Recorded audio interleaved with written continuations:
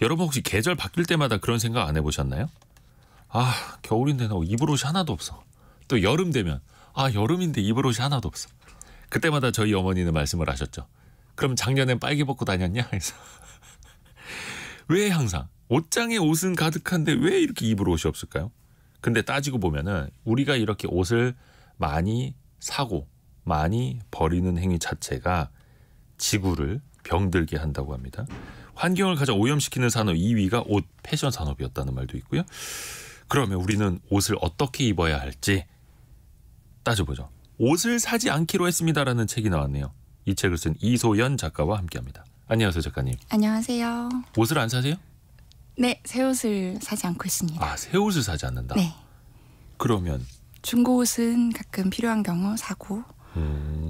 근데 최근에는 몇 년 동안 새 옷을 안 사셨어요? 마지막으로 새 옷 사신 게 언제예요? 제가 대충 셈을 해봤을 때 약 5년 전 정도가 제가 새 옷을 마지막으로 샀던 때더라고요. 그래서 5년 전에 새 옷을 사보고. 네. 그래요? 근데 지금도 옷을 뭔가 사기는 사지만 네, 새 필요한 옷은 경우 아니고.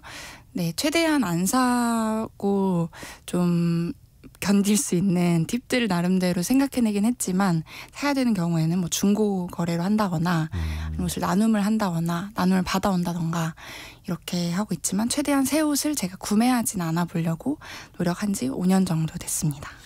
그런 본인의 경험과 또 여러 가지 이제 공부하고 리서치한 내용을 바탕으로 책까지 내셨어요. 네, 도대체 맞아요. 어떤 분이길래 책까지 냈는지 한번 들어볼게요. 근데 죄송합니다만 뒤에 의자에 아까 입고 오신 가죽 잠바를 걸어 놓으셨는데 네. 좀 비싸 보이는데요? 아, 이게 맞아요. 이게 제가 되게 화려해 보이는 가죽 자켓이라 네. 이 옷을 사지 않기로 했습니다. 책이랑 좀 안 어울리는 거 아닌가. 저희가 또 동물 보호 문제도 있고. 네. 그런 질문을 주시는 분들도 많이 계신데 네. 이거는 이제 저희 엄마가 제가 한 3, 4살쯤에 네? 입으셨던 가죽 자켓이에요. 그럼 거의 한 20여 년 전에. 한 30년 정도 됐어요.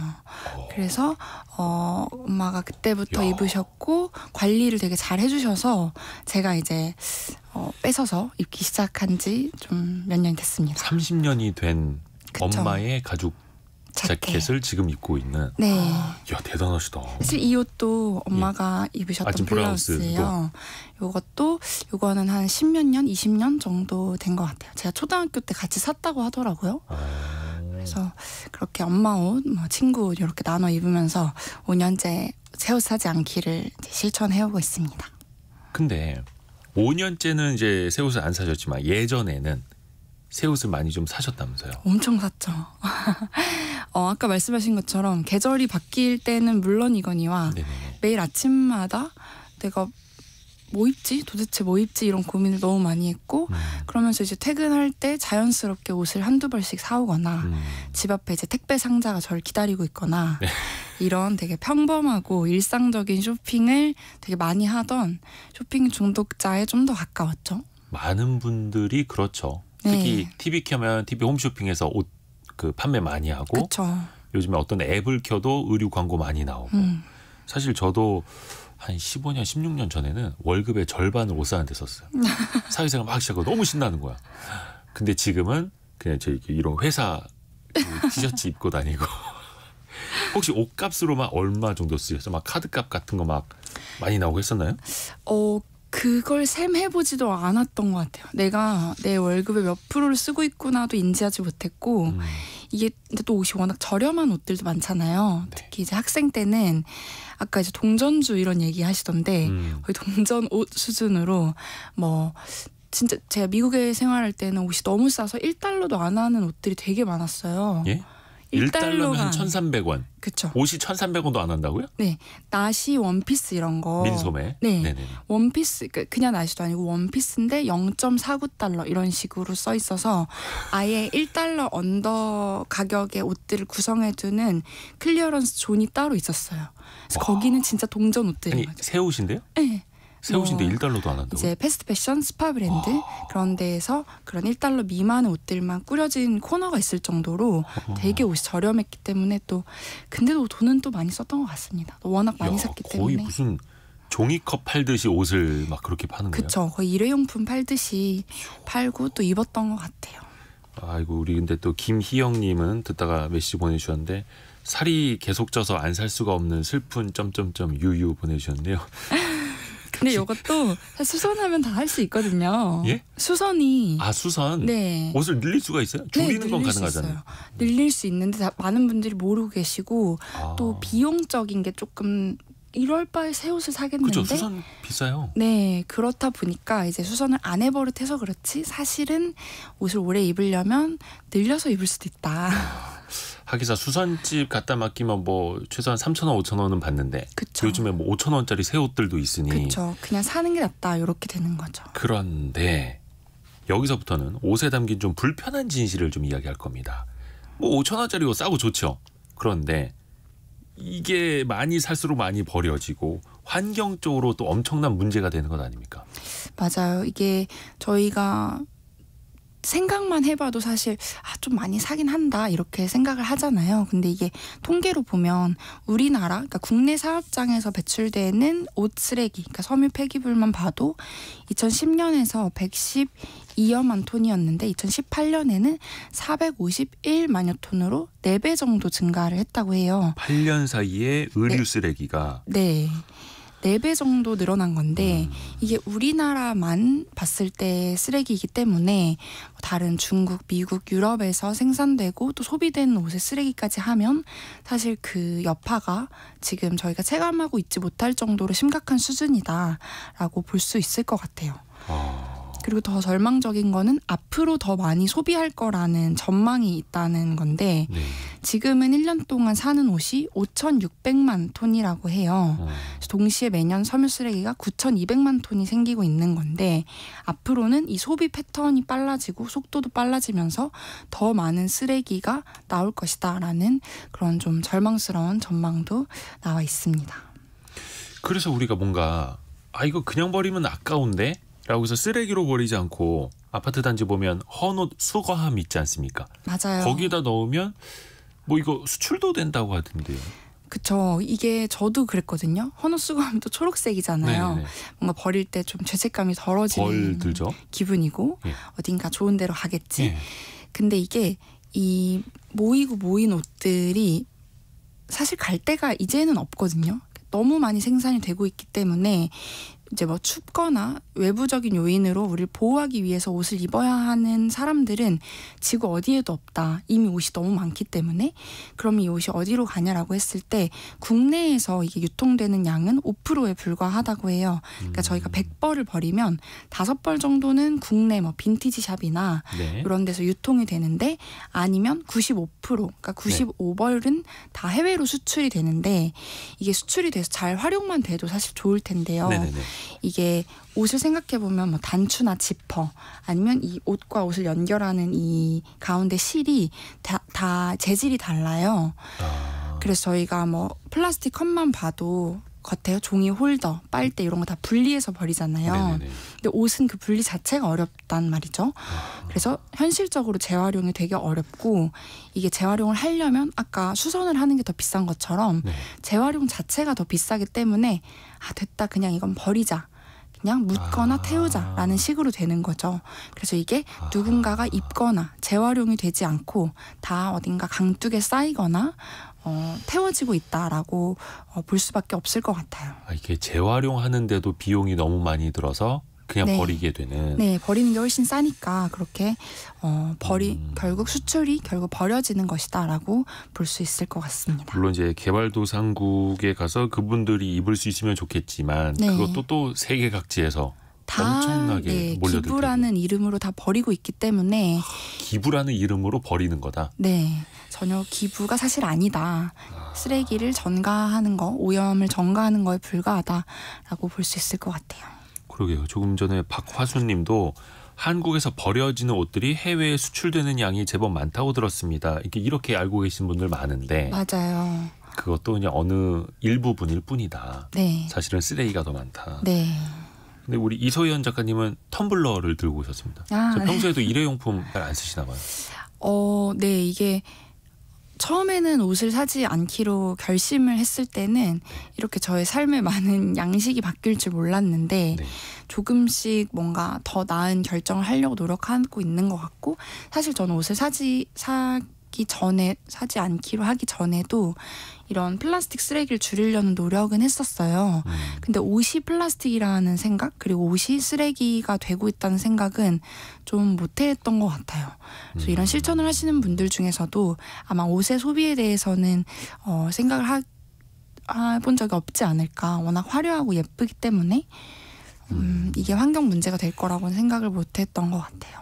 근데 요즘에 보면은 그 천연 소재 옷보다는 합성 소재 옷들이 되게 많지 않습니까? 네네. 근데 이게 미세 플라스틱을 또 유발한다는 그런 얘기도 있더라고요. 맞아요. 그 옷을 사실 만들고 폐기하는 과정, 네. 그러니까 플라스틱이 분해되는 과정에서 미세 플라스틱이 나오는 건 저희가 어느 정도 인지하고 있는 사실이잖아요. 네네네. 그러겠거니 하고. 네. 근데 사실은 옷은 매일 세탁을 하잖아요. 그렇죠.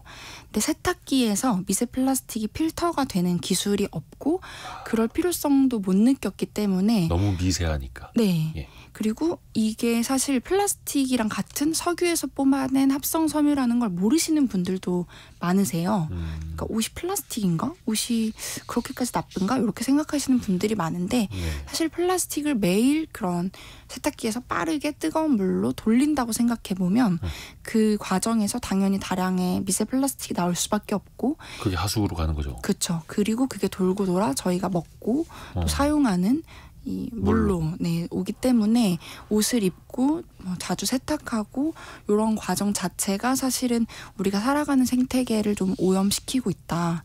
이렇게 볼 수 있겠습니다. 이야.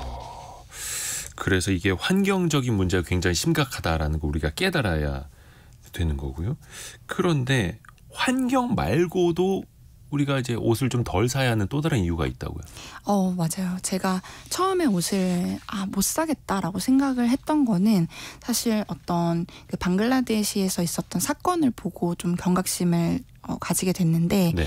그게 2014년에 라나플라자라는 공장이 무너진 사건이었어요. 공장이 무너졌다고요? 네. 근데 그 공장에서는 뭐 H&M이나 포에버 21이나 우리가 평소에 자주 사던 그런 패스트 패션 브랜드가 네. 옷을 이제 요청한 그런 공장이었고 공장 자체가 그 불법 증축이 돼서 위에 이제 건물을 많이 쌓아서 최대한 생산량을 높이려고 했던 그런 공장이었는데 그게 이제 어느 날 밖에서 봤을 때도 되게 선명해 보이게 금이 있었는데도 노동자들에게 들어가서 일을 해라. 안 무너지니까 일을 해라라고 했는데 결국 그날 그게 무너져서 1,200여 명이 사망하는 일이 1,200여 명이요? 네. 사망하는 일이 있었어요. 근데 제가 더 충격적이었던 건 저랑 비슷해 보이더라고요. 그 생존자로 나오신 노동자분들의 나이대가 저와 비슷한 또래, 특히 여성 노동자들이 되게 많았고 그걸 보면서 저는 제가 그 2014년이 제 대학생 때 한참 쇼핑 많이 할 때였거든요. 네. 5,000원짜리, 10,000원짜리 그런 걸 사던 것도 나였는데 이걸 만들던 분들도 이런 나와 비슷한 나이 또래의 또 같은 성별의 노동자였구나 이런 게 되게 충격적이었던 것 같고 그 값싼 옷이 가능하려면 누군가를 대상으로 착취가 이루어져야 하는 건가 이런 좀 충격적인 발견을 하게 돼서 이게 꼭 환경적인 문제뿐만 아니라 인권이나 노동권과도 되게 밀접하게 연관이 되어 있는 그런 소재였구나라는 생각이 들었던 것 같아요. 사실 우리나라도 거의 한 40년 전, 50년 전에 많이 겪었던 일입니다. 그쵸. 공장 노동자들. 그래서 그 미싱은 잘도 돈에 도라가는 그런 노동가가 나왔던 시절이 있었고 이게 개발도상국에서는 노동력의 착취, 네. 인권 문제랑도 이어지는 일이고요. 또 환경 문제는 또 앞에서도 짚어드렸고 박미영 님이 예전에 다큐멘터리에서 옷이 섬처럼 섬 수준으로 쌓여 있는 거 보고 옷 구매를 10분의 1로 줄였다고 말씀을 해주셨고요. 그리고 아까 박재만님 다큐멘터리에서 코끼리가 옷을 먹고 죽는 걸 보셨다고. 예, 얼마 전에 그 KBS에서 다큐멘터리 보여준 적이 있는데 저도 그거 되게 충격이었습니다. 그래서 환경도 지켜야 되고 뭐 알겠는데 이게 인간의 본성상 자꾸만 옷이 필요하게 느껴집니다 우리가. 맞아요. 왜 그럴까요? 이게 뭐 예쁜 옷 입고 잘 보이고 싶고 그런 거는 있습니다만 우리는 왜 이렇게 자꾸 옷을 사게 될까요? 저도 이제 옷을 사지 않아야겠다라고 했을 때 너무 많은 유혹들이 스스로 있는 거예요. 주변에. 네. 저것도 예뻐 보이는 내가 예뻐 보이고 싶은 게 내 잘못인가? 옛날에도 이렇게 뭐 이렇게 청동 시대 때도 거울을 만들어서 내가 그러니까 필요하지 않아도 이걸 어떤 권력의 수단으로 뽐내거나 나의 이 수준을 드러내기 위해서 이렇게 꾸몄다고 하는데 그럼 꾸미는 것 자체는 인간의 본성이지 않을까? 이걸 내가 막 거스르면서 가야 되나? 이런 생각을 했던 것 같은데 많은 분들이 이제 좀 멋있어 보이고 싶어서 이렇게 옷을 많이 사시는 것 같아요. 예뻐 보이고 싶어서. 저희가 한번 돌이켜보면 과연 그 옷들을 사서 우리가 정말로 멋있어졌는가? 이걸 한번 다시 생각해봐야 될 것 같아요.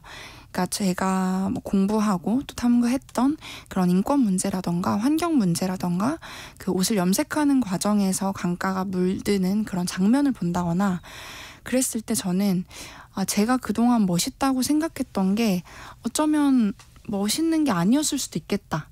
그 옷들을 입고 그 뭐 악어 가죽을 벗겨서 만든 가방을 드는 게 별로 내가 멋있어 보이지 않는 것 같다라고 그냥 느꼈던 것 같아요. 그래서 그런 옷들을 사는 것보다 지금 사실 저는 옷을 많이 샀던 사람의 입장으로서 옷장에 입을 옷이 너무 많은데 이거를 재조합해서 입는 게 훨씬 더 멋을 찾아가는 길이 아닐까? 이런 생각을 했던 것 같아요.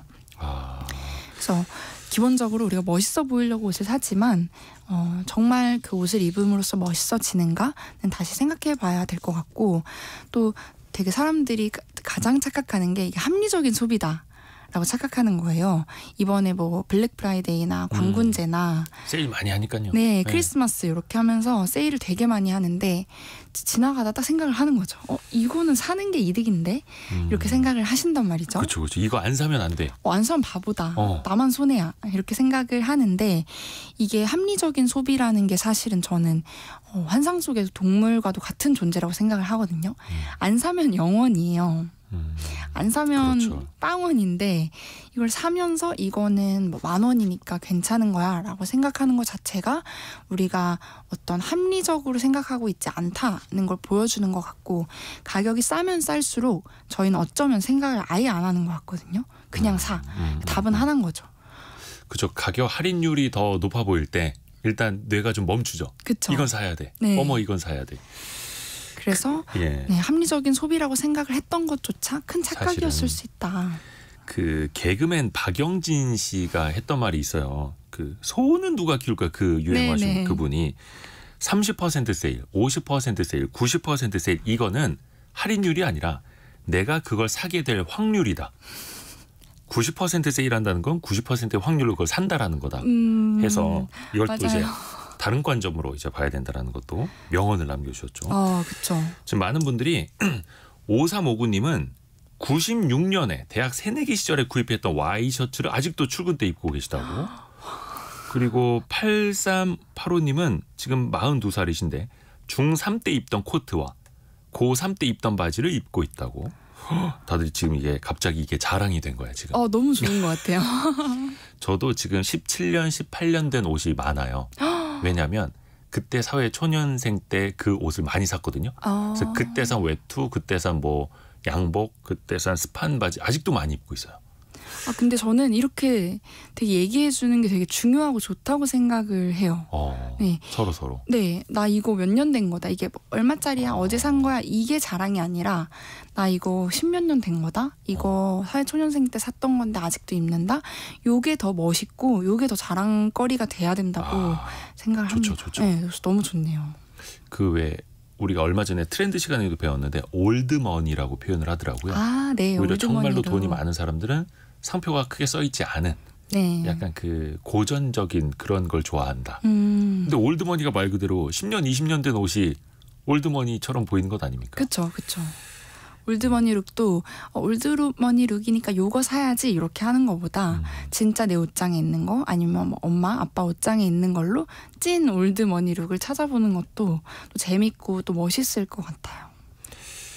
다시 약간 산업 이야기로 돌아가서 그런데 요즘에 옷을 이른바 찍어내는 패션 회사들이 점차 데이터 기업으로 변한다고요? 데이터 기업화 된다는 건 어떤 말입니까?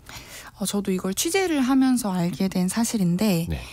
그냥 저희가 막연하게 패션 디자이너를 생각해 보면 영감으로 이렇게 막 채우고 이런 패턴을 만들어 볼까, 이렇게 기장을 줄여볼까, 늘려볼까 이런 고민을 할 것 같지만 네. 사실 최근에는 패스트 패션을 넘어서 울트라 패스트 패션의 기업들이 나오고 있는데요. 울트라 패스트 정말 그 뭐라 해야 되나 특급이 아니라 초특급으로 빠르게. 초특급으로 빠른. 그래서 울트라 패스트 패션 기업들의 특징을 보면 네. 옷을 만드는 그 생산 주기와 속도가 엄청나게 빨라지고 있는데 이게 어떻게 가능하냐. 인간이 고민을 해서 패턴을 그리고 해서는 따라잡을 수 없는 생산 주기인 거죠. 그래서 이게 소셜미디어에 사람들이 뭐 오늘의 패션 이렇게 해서 사진을 많이 올리는데 이거 데이터를 긁어서 가장 유행하는 컬러, 가장 잘 팔리는 패턴, 그리고 뭐 소재 이런 것들을 데이터로 다 가지고 있으면서 이게 잘 팔리는구나 하면 2주에는 이걸 찍자. 그리고 요게 이제 조금 떨어지네 하면은 이건 이제 생산 중단하고 요 컬러로 넘어가자. 그래서 저희가 유행을 만듦과 동시에 그게 또다시 유행으로 더 확실해지는 그런 패턴이 가속화되면서 패션 기업이 점점 그 데이터를 활용한 데이터 기업의 모습에 더 가까워지고 있다라고 하더라고요. 그래서 저도 좀 충격적이었던 것 같아요. 거의 뭐 프린터기, 복사기처럼 옷을 그쵸. 찍어내는 그런 그쵸. 속도로. 하기자 근데 산업적으로 따져보면은 유통 쪽에서는 의류가 가장 또 돈 되는 산업입니다. 백화점 가면 거의 대부분이 의류 매출이 비중 가장 높고. 그렇죠. 그래서 요즘에 온라인 플랫폼 기업들도 옷을 안 팔던 곳도 쿠팡 같은 데도 옷을 더 많이 팔려고 막 공격적으로 마케팅을 하잖아요. 네네. 또 그런데 보면은 그냥 지나치는 것도 쉽지가 않고. 맞아요. 이게 진짜 참새가 방앗간 못 지나친다고 보다 보면 계속 네이버에 뉴스를 보러 갔는데 옷이 떠 있다거나 그냥 쿠팡에 장 보러 들어갔는데 옷들이 떠 있는 거잖아요. 그것도 너무 저렴한. 그래서 이런 플랫폼들이 심지어 패션 플랫폼도 문제인데 패션 플랫폼도 아니었던 커머스들이 옷을 이제 판매를 적극적으로 하기 시작하면서 소비자들 입장에서는 더 많은 제품들을 살 수 있게 된 거고, 또 나아가서는 예전에는 전국에 딱 하나만 있거나 아니면 요 브랜드는 일본에 가야만 볼 수 있다, 이런 브랜드들, 로컬 브랜드들이 있었는데 이걸 플랫폼에서 이제 수주를 해서 팔기 시작하면서 온라인 주문이 가능해지고, 또 사람들 입장에서는 와, 이 디자이너 옷 한번 입어보고 싶었는데 이렇게 싸게 또 구매를 그냥 클릭 한 번만으로 할 수 있네. 그래서 되게 접근 자체가 용이해진 거거든요. 그래서 더 소비량이 더 많아질 수밖에 없는 구조가 되고 있는 것 같습니다.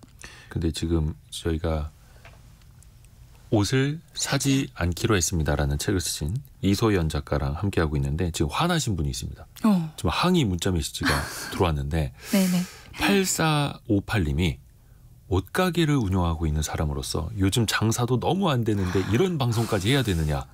지금 환경도 중요하지만 목구멍이 포도청이다라는 이제 항의가 들어왔습니다. 근데 사실 이것도 산업이고 네. 어찌됐든 간에 생산과 소비가 돌아가면서 경제가 돌아가야 되지 않겠습니까?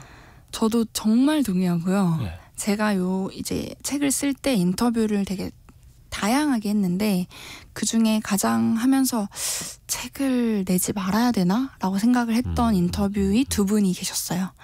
한 분은 벤더사에서 근무하셨던 디자이너 분이셨는데, 그러니까 의류 브랜드의 협력사. 네네. 예. 제조 협력사에서 근무하시는 디자이너였는데, 패스트 패션은 건들지 마라.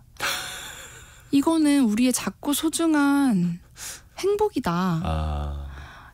차라리 건들려면 저 럭셔리, 그 사치품 브랜드, 뭐 동물성 소재를 마구 쓰거나 가격을 올린 다음에 재고를 불태워버리는 이런 악행이 있는 저기 비싼 브랜드들 건드려라. 왜 이 작은 취미라고 할 수 있는 만 원의 행복인데. 만 원의 행복을 왜 뺏어가려고 하냐. 그것도 말이 되네요. 너무 공감이 되더라고요. 저도 만 원의 행복을 즐겼던 사람으로서 그 기쁨을 또 알기 때문에. 근데 일단 그 기쁨 자체는 오래가지 않았다는 거를 아까 말씀드린 것 같고, 이 산업 측면에서 봤을 때 그럼 제가 이 말하고자 하는 게 다 망해야 된다라는 건가? 그러면 또 안 되고요. 네, 좀 충격적이더라고요. 그 말을 들었을 때. 그래서 고민이 되는 거죠. 이게 현실 속에서. 그래서 제가 대안을 한번 생각해 봤어요. 네네. 이게 옷을 사지 말자는 게 옷을 입지 말고 나체로 다니자 이런 건 아니잖아요.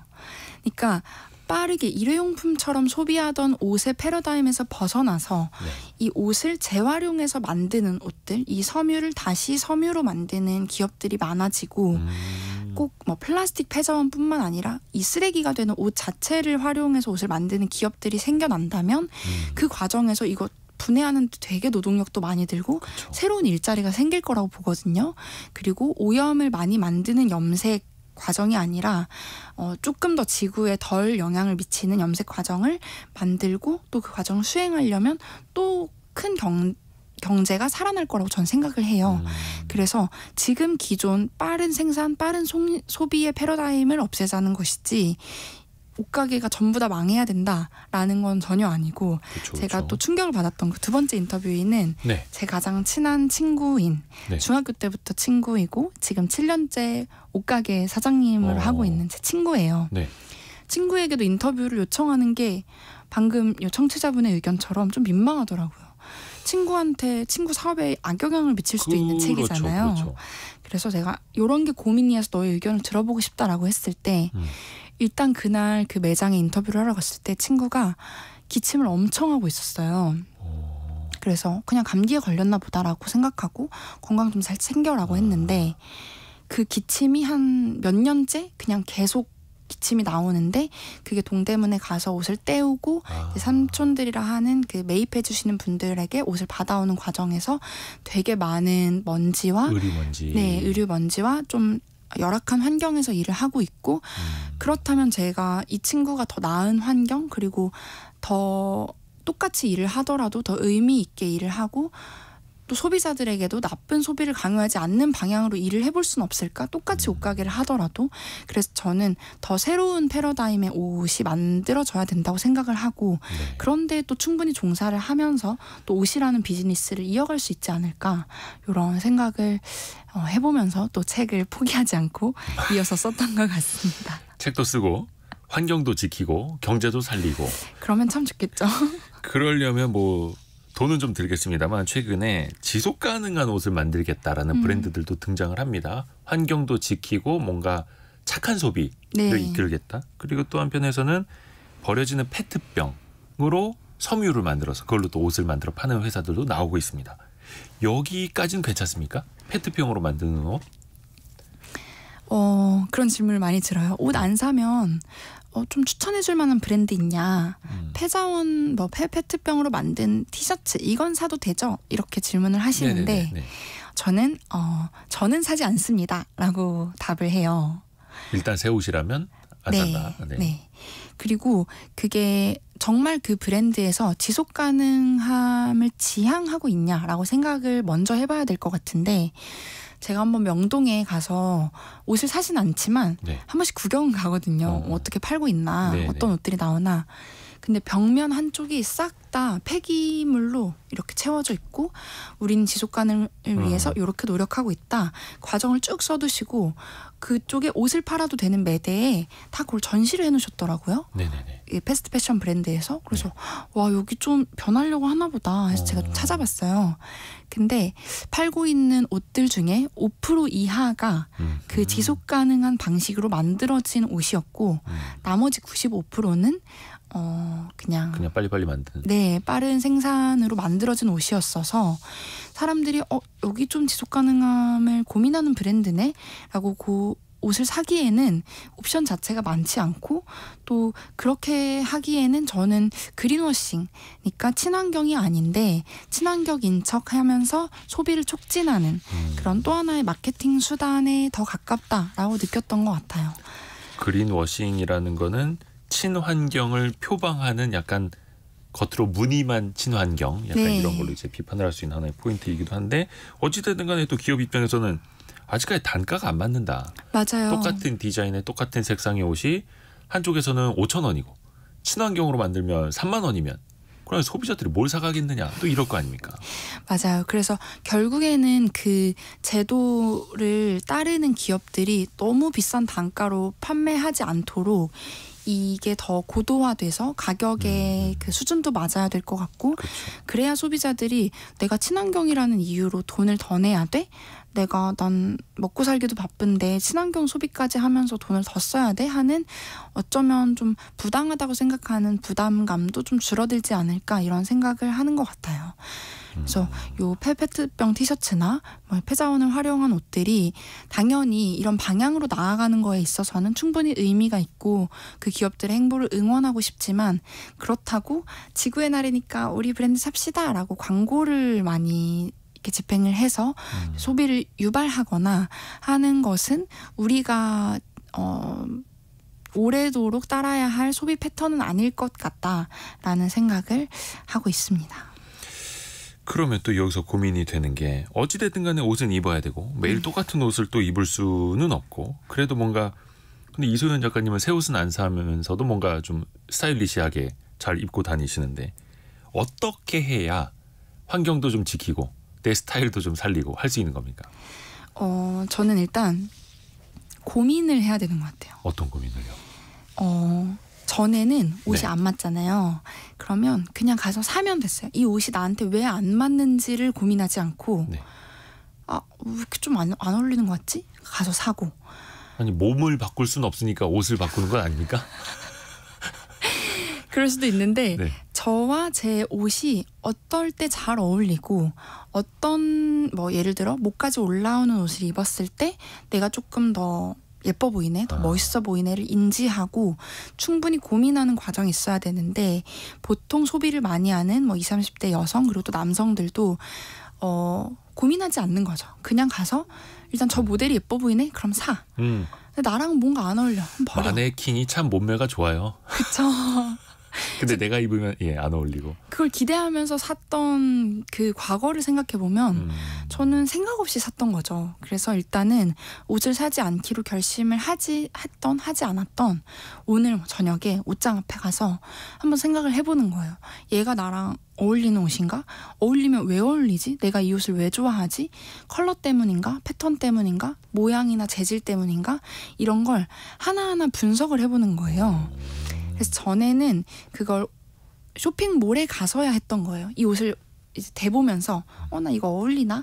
그거를 몰에 가서 했다면 이제는 옷장 앞에서 그 고민을 한번 해보시면 내가 진짜로 좋아하는 옷 그리고 싫어하는 옷 어울리거나 어울리지 않는 옷들을 인지하게 된다. 그래서 저는 거기서부터 먼저 시작을 할 수 있다고 생각하고 요새 이제 소셜미디어에 OOTD라고 해서 아웃핏 오브 투데이 오늘의 옷차림을 찍어서 올리는 그런 트렌드가 있는데 그게 사실은 매일 다른 옷들을 입으시거든요. 네. 그런 이제 인플루언서 분들이나 패셔니스타들을 보면 매일 다른 옷을 입으면서 OOTD를 찍는데 한 2주 정도는 누군가를 위해서가 아니라 정말 내가 내 모습을 객관적으로 보기 위해서 한번 사진을 찍어보고 난 요 옷 입었을 때 좀 얼굴이 살아 보였던 것 같아 라는 걸 셀프 진단해보는 것도 되게 자기만의 멋을 찾아가는 가장 좋은 시작이 될 것 같습니다. 셀프 진단도 해보고 자기만의 자기만의 스타일을 만들고 네, 마네킹을 기준으로 생각하지 말고 입을 나 자신을 기준으로 생각해서 옷을 살펴보자. 그건 어떻습니까? 그 스티브 잡스처럼 한 매일 가지 똑같이 스타일. 그러니까 옷은 여러 벌 있대요. 똑같은 스타일. 근데 엔비디아의 젠슨 황도 가죽 점퍼 계속 입고 사실 저도 이 회사 후드티만 입고 다니다 보니까 사람들이 이거 문신되겠다고. 한 벌만 입는 건 어떻습니까? 한 가지 스타일만 쭉 입는 거. 저는 멋의 관점에서 봤을 때는 되게 멋있다고 생각해요. 제가 저는 아직 이것도 입어보고 싶고 저것도 입어보고 싶어서 이런저런 조합을 고민하는데 한 일주일 정도 똑같은 니트를 입고 회사에 간 적이 있어요. 예. 근데 아무도 모르는 거예요. 아무도 몰라요. 너 왜 어제랑 똑같은 옷 입었어? 너 왜 수요일에 입었던 옷 입었어? 놀라울 만큼 아무도 제게 관심이 없다. 그래요. 그래서 이런 게 궁금하신 분들은 한번 실험해 보시면 의외로 친구들이나 동료들이 내게 관심이 없네? 그러면 이제 내가 진짜 좋아하는 옷 내가 만약에 난 똑같은 옷 입어도 괜찮다. 난 이대로 멋있어 라고 한다면 저는 그게 그 사람의 멋이 될 거라고 생각을 하거든요. 좋은 방법인 것 같습니다. 그죠. 그래서 본인의 스타일을 살리면 되지. 계속 그냥 뭐 마케팅에 휩쓸리면서 옷을 여러 벌 살 필요는 없다. 네. 장현희 님이 패션의 완성은 결국 얼굴과 몸매 아닌가요? 라는 의견 주셨고요. 넘어갈게요. 이건. 또 중요한 거. 저희가 며칠 전에도 정리하는 습관에 대해서 좀 이야기를 한 적이 있거든요. 아까 3798님도 정리하는데 그 얼마 전에 저희 콘텐츠 한번 다뤘던 것도 도움 많이 됐다고 문자 메시지 보내주셨어요. 옷 정리만 잘해도 어떻게 옷 소비를 줄일 수도 있다고요? 네. 이게 크게 3가지로 정리를 드릴 수 있을 것 같은데, 첫 번째는 옷을 눈에 보이게 정리하라 요건데요. 수납장을 생각해보면 서랍 안쪽에 옷이 이렇게 구겨져서 박혀있는 경우가 있어요. 네. 그러면 그 옷은 쇼핑몰에서 그렇게 있었어도 안 사고 싶었을 거예요.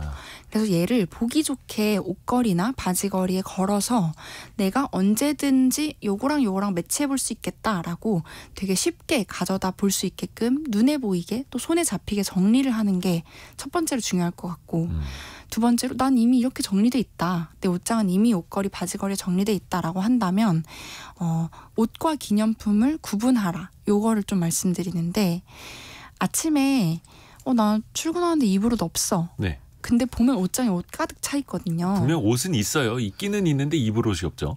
그게 입을 옷이냐 아니냐에 따라서 저는 옷과 기념품으로 구분이 된다고 생각하는데, 네. 저 같은 경우에는 맨날 출근을 하는데 이거는 동남아 여행 갔을 때 입어야지, 이거는 유럽 여행 갔을 때 입어야지 하는 옷들이 옷장에 가득 차 있었던 거예요.